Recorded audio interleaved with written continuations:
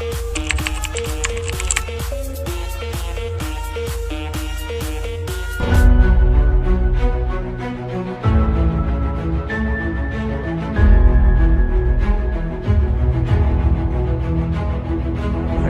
रहे हैं तो वो आप हड्डियों और जोड़ों पे ही चल रहे हैं। जिस दिन ये धोखा दे जाएंगे तो आपका चलना फिरना बंद हो जाएगा।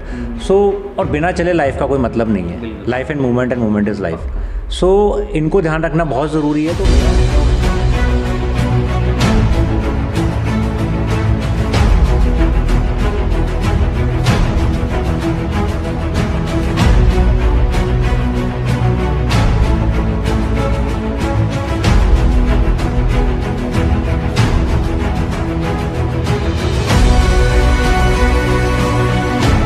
जैसे ही जॉइंट का नाम लिया या सर्जरी का नाम लिया तो उठ के चले जाते थे कि नहीं ये हम नहीं करा सकते, इसके रिज़ल्ट अच्छे नहीं हैं। बट आप यकीन मानेंगे सर्जरी का ड्यूरेशन जो है वो सिर्फ 12 से 15 मिनट रह गया है। सर्जरी के 3 घंटे के बाद पेशेंट चलना फिरना शुरू कर देता है, नेक्स्ट डे से वॉशरूम जाना शुरू कर देता है, अगले दिन सीढ़ी चढ़ना उतरना शुरू कर देता है। यानी 2-3 दिन के अंदर वो बिल्कुल परफेक्ट हो जाते हैं और उसके बाद 25 से 30 साल के आसपास इनकी लाइफ रहती है। ये भ्रांतियाँ थी, पहले ये भ्रांतियाँ थी कि जॉइंट की लाइफ 5 से 7 साल है। ऐसा नहीं है, लाइफ 25 से 30 साल है अगर वो अच्छी तरह एक्सपीरियंस हैंड्स के थ्रू परफॉर्म करें। नमस्कार, स्वागत है आपका प्रखर नवनीत में। आज हम आए हुए हैं एक ऐसी शख्सियत के पास में जिनके बारे में आप अगर जानेंगे तो यकीन नहीं कर पाएंगे। दरअसल पूरा विश्व भी यकीन नहीं कर पाया, तभी तो इन्हें विश्व रिकॉर्ड की ख्याति भी प्राप्त हो गई है। जी हाँ, आज हम आए हुए हैं डॉक्टर धीरज दुबे के पास में, जिनके बारे में जितना कहा जाए उतना कम है।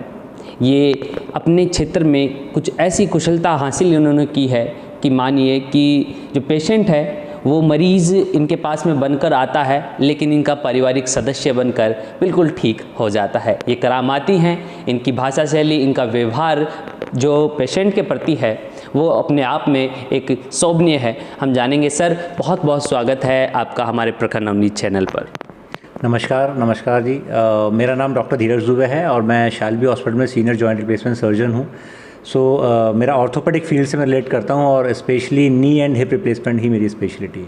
अच्छा, तो सर जैसे कि आपके बारे में सुना जाता है कि आप बहुत ही प्यारे तरीके से पेशेंट वगैरह को ठीक कर देते हैं। आपका व्यवहार, आपको जो उनको एक फैमिलियर बनाते हैं, इसके पीछे आपका क्या माइंडसेट रहता है? पेशेंट को किस वे में आप इलाज करना पसंद करते हैं? देखिए, पहले का जो टाइम था उस टाइम पे डॉक्टर और पेशेंट का रिलेशन ऐसा होता था कि पेशेंट डॉक्टर से बात करते हुए भी घबराते थे कि हम कोई सवाल पूछेंगे तो उनको डर लगता था कि डॉक्टर कैसा जवाब देगा नहीं देगा। बट क्योंकि समय के साथ आपको चेंज होना पड़ता है, समय के साथ हर चीज़ों में परिवर्तन होता है, तो अभी जो ट्रेंड है वो ये है कि आप जब तक सामने वाले आदमी को या पेशेंट को जो आपसे सलाह लेना है उसको अपना फैमिलियर फील नहीं कराएंगे तब तक वो आपसे खुल के क्वेश्चन आंसर्स नहीं पूछ पाएगा। खुल के वो अपने जो उसके अंदर जो चीज़ें हैं जो जानना चाहता है सर्जरी के बारे में वो नहीं पूछ पाएगा। तो मेरा पहला उद्देश्य ये रहता है कि पेशेंट से हम इस तरह से इंटरेक्शन करें ताकि वो अपने आप को फैमिलियर फील करे, वो बिल्कुल ओपन हो जाए, क्योंकि जब वो ओपन हो जाएगा तभी वो अपने बारे में सारी चीज़ें हमें बताएगा और हम उसका प्रॉपर ट्रीटमेंट कर पाएंगे। अच्छा सर, ये बोन एंड जो जॉइंट हेल्थ है इसके बारे में कुछ जानकारी बताइए। देखिए, नॉर्मली क्या होता है कि आपने देखा होगा कि आजकल खूब सारी लैब्स खुल गई हैं, ब्लड टेस्ट होते हैं, तो हम देखते हैं कि हर आदमी 3-6 महीने में अपने ब्लड टेस्ट कराते रहते हैं। तो अपने लिपिड प्रोफाइल देख लेता है, मेरा हीमोग्लोबिन कितना है ये देख लेता है, आयरन कितना है ये देख लेता है। तो बेसिकली हम देखें तो हम बाकी चीज़ों की तो परवाह करते हैं बट बोन एंड जॉइंट्स को इग्नोर कर देते हैं। अगर आप रूटीन में देखें, उनके लिए कोई चेकअप नहीं करवाते हैं। तो बोन एंड जॉइंट क्या होता है कि अगर आप खड़े हैं या चल रहे हैं तो वो आप हड्डियों और जोड़ों पे ही चल रहे हैं। जिस दिन ये धोखा दे जाएंगे तो आपका चलना फिरना बंद हो जाएगा। और बिना चले लाइफ का कोई मतलब नहीं है। Life and movement is life. इनको ध्यान रखना बहुत ज़रूरी है। तो मेरा उद्देश्य यही है, मैं बहुत अब वीडियोज़ इस तरह के बनाता रहता हूँ कि कैसे आप अपने बोन एंड जॉइंट्स को रूटीन में उनका ध्यान रखें, क्या केयर करें, क्या टेस्ट कराएं। इसलिए बोन एंड जॉइंट की हेल्थ को भी ध्यान रखना बहुत ज़रूरी है। अच्छा सर, जैसे कि जॉइंट रिप्लेसमेंट करवाने के बाद में किन किन बातों का विशेष ध्यान रखना चाहिए, जो कि अमूमन आप देखते भी होंगे कई पेशेंट काफ़ी लापरवाही कर जाते हैं, तो उनको क्या सलाह देंगे जॉइंट रिप्लेसमेंट के बाद में? देखिए, जॉइंट रिप्लेसमेंट एक टाइम पे बहुत बड़ी सर्जरी हुआ करती थी, आज भी है। बट जिस तरीके से उस सर्जरी को मैं करता हूँ, परफॉर्म करता हूँ, zero technique with fast track rehabilitation मेरा पेटेंट टेक्निक है, उससे उस सर्जरी को बहुत छोटा कर दिया गया है। सो अभी आप मानिए कि अभी जो इम्प्लांट्स हैं और जो टेक्निक्स हैं उसके बाद जो लाइफ पेशेंट की होती है उस लाइफ में और पहले वाली लाइफ में कोई अंतर नहीं रहता। इनफैक्ट वो सेम वही लाइफ स्पेंड कर सकता है जैसा वो ऑपरेशन से पहले जब वो हेल्दी था तब कर पा रहा था। ना उनको उठने बैठने में कोई दिक्कत होती है, ना उनको नीचे बैठने में दिक्कत है, ना उनको सीढ़ी चढ़ने उतरने में दिक्कत है, ना उनको किलोमीटर्स चलने में दिक्कत है। यानी वो अपनी सारी लाइफ एंजॉय कर सकते हैं जो कर सकते हैं। हाँ, ये ज़रूर है कि नीचे ज़्यादा उठने बैठने से और ज़्यादा सीढ़ियाँ चढ़ने उतरने से आपकी जॉइंट की जो हेल्थ है वो डिक्रीज़ होती है, उसकी लाइफ कम होती है। तो उस चीज़ को आप अवॉइड करेंगे तो आपके जॉइंट्स ज़्यादा लंबे चलते हैं।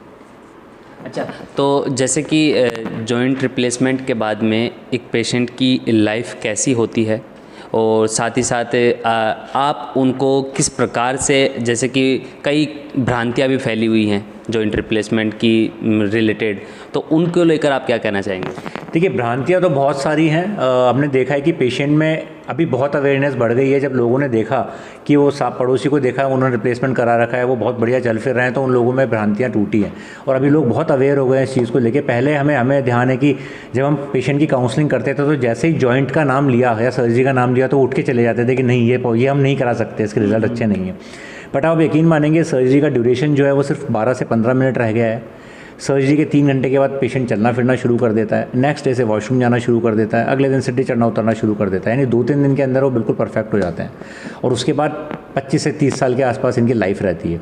सो ये भ्रांतियाँ थी, पहले ये भ्रांतियाँ थी कि जॉइंट की लाइफ 5 से 7 साल है। ऐसा नहीं है, लाइफ 25 से 30 साल है अगर वो अच्छी तरह एक्सपीरियंस हैंड्स के थ्रू परफॉर्म की गई है। ये भ्रांति थी कि हम जॉइंट रिप्लेसमेंट कराने के बाद ज़मीन पर नहीं बैठ सकते, आलती पालती नहीं मार सकते। आप बिल्कुल मार सकते हैं। आजकल जो टेक्निक है, जो इम्प्लांट्स हैं, आप ज़मीन पे भी बैठ सकते हैं। पहले ये था कि हमें कहीं चढ़ना हो, सीढ़ियाँ नहीं कर सकते, तो वो भी आप इजीली कर सकते हैं। सो ये सारी भ्रांतियाँ थी कि सर्जरी के बाद बहुत सारी कसरत करानी पड़ती है, सर्जरी में 4-4 घंटे लगते हैं। ये सारे मिथ हैं, फैक्ट्स कुछ और हैं जो हम आजकल कर रहे हैं। अच्छा सर, जैसे कि आप पेशेंट को कुछ अपने तरीके से जो ठीक करने के पीछे जो लॉजिक लगाते हैं और वो पेशेंट ठीक भी होता है, जो आपका जो तरीका है उसको ठीक करने का, रिप्लेसमेंट आपने वर्ल्ड रिकॉर्ड भी बनाया है। मैं तो जब आपके बारे में यहाँ पर आकर जाना, वैसे मैम ने बताया था कि काफ़ी फेमस हैं डॉक्टर साहब, बट मैं जब यहाँ पे आया और मैंने जब पढ़ा तो मुझे यकीन हुआ। मैंने कहा यार ये तो बहुत ही बखूबी कार्य है। तो ये वर्ल्ड रिकॉर्ड किस वजह से आपको मिला, कुछ इसके बारे में बताइए, और कैसी खुशी मिली जब ये आपको ये वर्ल्ड रिकॉर्ड मिला? देखिए, एक दिन में मैक्सिमम जॉइंट रिप्लेसमेंट जैसे 34 जॉइंट रिप्लेसमेंट हर डे करने का वर्ल्ड रिकॉर्ड मेरा है, जो फॉर्ब्स ने मुझे सर्टिफिकेट भी दिया है। सो इस वर्ल्ड रिकॉर्ड को बनाने का उद्देश्य ऐसा नहीं था कि मुझे कुछ ये दिखाना है कि मैं इतने नंबर्स कर रहा हूँ या फिर सब, बट हाँ, इससे एक पॉजिटिव मैसेज गया है। पहली बात तो ये कि इंडिया में भी, राजस्थान में और राजस्थान में भी जयपुर के अंदर अभी ये मेडिकल हब बन चुका है। इन पेशेंट्स में से ज़्यादातर पेशेंट्स बाहर के थे, जो राजस्थान से बाहर से, मुंबई, अहमदाबाद, दिल्ली से हमारे यहाँ ऑपरेट कराने आते हैं। तो एक तो इस रिकॉर्ड के थ्रू हमने जयपुर को एक विश्व पटल पे खड़ा किया कि यार देखिए हमारे यहाँ पे इतनी बढ़िया सर्जरीज परफॉर्म हो रही है कि ये रिकॉर्ड बना। तो एक तो हमारा उस तरह से नाम हुआ। दूसरा, लोगों में जो भ्रांतियाँ थी, जैसे कि आपने पहले सवाल पूछा था कि जॉइंट रिप्लेसमेंट को लेके बहुत भ्रांतियाँ हैं, तो इस रिकॉर्ड को जब ये मीडिया में गया, न्यूज़पेपर में लोगों ने पढ़ा, तो उनको पता लगा कि यार ये तो सब गलत था जो हम सुन रहे थे। वास्तव में हम देखेंगे तो देखिए कितने लोग जॉइंट रिप्लेसमेंट सर्जरीज करवा रहे हैं और अपनी लाइफ को प्रॉपर तरीके से स्पेंड कर पा रहे हैं, क्योंकि एक लाइफ है, उसकी क्वालिटी अच्छी होनी चाहिए। तो क्वालिटी ऑफ लाइफ तभी अच्छी होगी जब आप जॉइंट से आपका पेन नहीं होगा। तो इसके 2-3 मकसद यही रहे कि एक तो हमारे जयपुर का नाम बहुत फेमस हुआ, मेरा भी फेमस हुआ। दूसरा, पेशेंट्स में भ्रांतियाँ टूटी कि सर्जरी बहुत अच्छी है। अच्छा, अब तक आप कितनी सर्जरीज कर चुके हैं, और ऐसी कोई सर्जरी जो कि आपको लाइफ में मेमोरेबल हो कि यार वो सर्जरी मुझे आज भी याद है, कुछ ऐसा इंसिडेंट हुआ हो या फिर कुछ पॉजिटिव हुआ हो जिसको लेकर आज भी आप मेमोरी है उस सर्जरी की? देखिए, वैसे तो क्योंकि हमारे यहाँ पे इंडिया में थोड़ा सा प्रॉब्लम ये है कि हम हर चीज़ को नेगलेक्ट करते हैं, इग्नोर करते हैं। तो पेशेंट जब हमारे पास पहुँचता है तो बहुत सारे ऐसी एक स्टोरी नहीं है, काफ़ी सारी स्टोरीज़ है कि वो अपने व्हील चेयर पर आते हैं या लोग इस हद तक मजबूर हो जाते हैं कि वो वॉशरूम भी नहीं जा पाते, उनको बेड पे ही करना पड़ता है या फिर उनको किसी को साथ लेके जाना पड़ता है। तो ऐसे बहुत सारे पेशेंट्स हैं। स्पेशली एक फ़ीमेल थी जो मेरी बहुत टाइम पहले मैंने की थी, उसकी उम्र 22 से 1 साल के आसपास थी।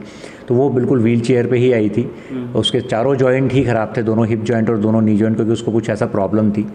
तो वो वॉशरूम भी नहीं जा पाती थी, बहुत सारी चीज़ें नहीं कर पाती थी। तो उस लड़की को जब मैंने ठीक किया तो उसके चारों जॉइंट्स बिल्कुल ठीक हुए। फिर शादी में उसने मुझे इनवाइट किया, फिर वो उसको अभी बेबी भी है। वो सब चीज़ें वो कर पाई बहुत इजीली और वो बहुत खुश है, और जब भी मुझे फ़ोन करती है तो वो रोने लग जाती है। तो ये मेरे लिए एक बहुत ही मेमोरेबल इंसिडेंट था जो हुआ। लेकिन मानिए कि उनका जो रोना है वो स्वाभाविक है, क्योंकि जब ऐसी स्थिति में इंसान चला जाता है तो वो मतलब ऐसा लगता है जैसे आत्मा निकल चुकी हो, वो वापस आपने डाली, तो उनका रोना भी एक वाजिब बात हो जाती है। सर, आप बेसिकली रहने वाले कहाँ से हैं, आपका जन्म कब हुआ, इसके पीछे मतलब आपका जो जन्म स्थल है वो क्या जयपुरी है? नहीं, मेरा जन्म स्थल तो भरतपुर है। मैं प्रॉपर भरतपुर मेरा बर्थ हुआ था। उसके बाद फिर मैं जयपुर शिफ्ट हो गया। मेरी स्कूलिंग जयपुर में ही रही। मेरी MBBS MSc ये सब जोधपुर से हुआ। उसके बाद जब ऑर्थोपेडिक्स मैंने कर लिया तो कुछ टाइम मैं गंगाराम दिल्ली हॉस्पिटल में रहा। उसके बाद फिर मैं शैलबी अहमदाबाद, हमारा जो शैलबी हॉस्पिटल है जॉइंट रिप्लेसमेंट के लिए रिनॉन है, तो मैं शैलबी अहमदाबाद चला गया। 5-6 साल वहाँ पे रहा। बीच में कुछ टाइम के लिए जर्मनी और स्पेन भी जाके आया मेरी स्टडीज़ के लिए। और अभी एट प्रेजेंट मैं जयपुर शैलबी में कार्यरत हूँ। वहाँ पे मेरी अलग से यूनिट है, मैं यूनिट हेड हूँ और ये सब चीज़ें देख रहा हूँ। अच्छा सर, जैसे कि अभी मैं जब यहाँ पे आया और आपके स्टाफ से भी बात की तो मैंने पूछा, मैंने कहा सर के बारे में कुछ यूनिक चीज़ें बताओ जो ख़ास हो।